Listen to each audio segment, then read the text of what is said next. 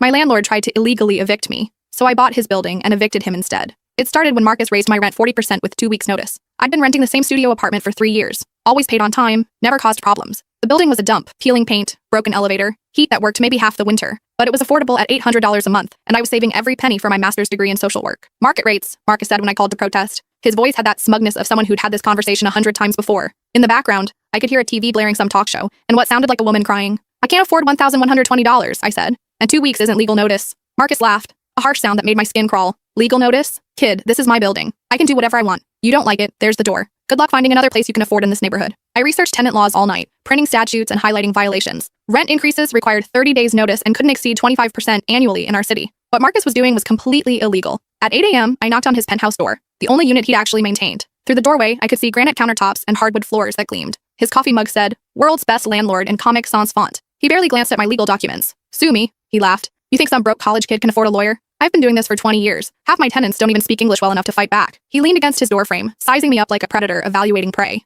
"Besides, maybe try the suburbs. I hear there's a lovely trailer park about an hour away." That's when I realized this wasn't just about me. I started talking to other tenants. Mrs. Chen, an elderly woman on the second floor, showed me notices demanding she pay $800 in cleaning fees or face eviction. Her English was limited, but her fear was universal. She'd been living there for 8 years, never missed a payment. The Ramirez family had been charged $1,200 for excessive utilities when their toddler got sick, and they ran a humidifier for 2 weeks. They couldn't afford the fee, so Marcus had filed eviction papers. "He says we use too much electricity," Maria Ramirez explained, bouncing her feverish daughter. "But the baby, she needs the machine to breathe properly." I knocked on every door in the building. 24 units, 18 different horror stories. Marcus was systematically targeting vulnerable tenants, gambling they wouldn't know their rights or couldn't afford to fight back. The pattern was always the same: impossible demands, illegal fees, threats made to tenants who barely understood their rights. Anyone who pushed back got evicted for lease violations that didn't exist. The breaking point came on a Tuesday morning when I saw Marcus screaming at Mrs. Chen in the hallway, demanding she sign papers she couldn't read. "Just sign here, Grandma," he said, shoving a pen at her shaking hands. "Makes everything easier. No lawyers, no courts, no trouble for anybody." Mrs. Chen was crying, repeating, I pay rent," in broken English.